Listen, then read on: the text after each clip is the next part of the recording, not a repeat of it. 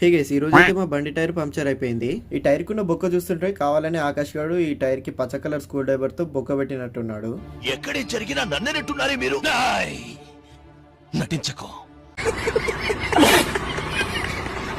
అయితే ఇప్పుడు మ్యాటర్ ఏంటంటే ఈ టైర్ ని పంక్చర్ చేపించుకొని రావాలి. అది కూడా 5 కిలోమీటర్స్ వెళ్ళి మెకానిక్ షెడ్ కి అయితే వచ్చేసాం గానీ ఇక్కడ మెకానిక్ అయితే లేడు. వెయిట్ చేసి చేసి ఇక బోర్ కొట్టేసింది. అందుకే మేమే మెకానిక్ లాగా మారదాం అనుకుంటున్నాం. ఇక మా మెకానిక్ షాప్ కి అయితే గిరాక్ వచ్చేసింది. ఇక్కడికి ఒక అంకుల్ వచ్చారు. అయితే ఈ బండికి ఏమైందంటే బ్రేక్ టైట్ అయిపోయిందంట, లూజ్ చేయమంటున్నాడు. వీళ్ళిద్దరేమో ఏదో మెకానిక్ లాగా ఫీల్ అయిపోయి ఏదేదో చేసేస్తున్నారు. అయితే అంకుల్ కి ముందుగానే చెప్పిన, అంకుల్ మాకు సరిగా టైట్ చేయడం రాదు, మెకానిక్ వచ్చినాక చేస్తారులే అంటే, ఏ ఆడొస్తే పైసలు మింగుతాడు దమ్ముని చేసేయండి పోవాలి అంటున్నాడు. పెద్ద ప్లానింగే.